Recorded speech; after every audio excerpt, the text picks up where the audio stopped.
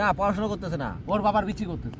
প্রজাতন্ত্র দিবসে মাঠে গেলাম ক্রিকেট খেলতে। আমি ভাবতে পারি না যে এরকম কিছু একটা হবে। আমার কথা হচ্ছে একটাই, তুই কি বললি গেম খেলা খারাপ? গেম খেলা খারাপ না। এই নিখিলের বেড়া এখানে আসছে কিসের জন্য? আজকে ধরনের বেলাকে ছেড়ে ভালো। এদের সরা, এগুলা হচ্ছে e-sports এই দেখ বোকাচোদা, এগুলা দেখ মারলো, এটা তো শরীর, এগুলা এটা তো শরীর চর্চা হচ্ছে। এগুলা e-sports এর মাই। আর মোবাইল ও খেললে গেম মানে খেলতো, গেম এইভাবে মারতো পাবজিতে, এইভাবে কোনো ফুল শটটা মারতে পারে বোকাচোদা। e-sports এই রডের ছেলে শোন, কোনোদিন রডের ছেলে দেখলে মরে যাবে আমাদের ঠাকুরনগর থেকে।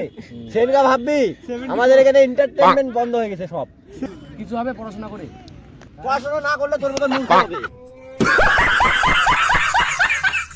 জ্ঞান নেওয়ার ইচ্ছা থাকে না, তুই মন্দিরে যাওয়ার ইচ্ছা।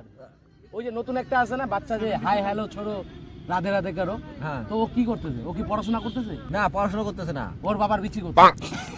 ভাই যা আজকে মাইর খাবে। তাহলে বলে ওর ভিতরে জ্ঞান নাই, ওর ভিতরে জ্ঞান নাই।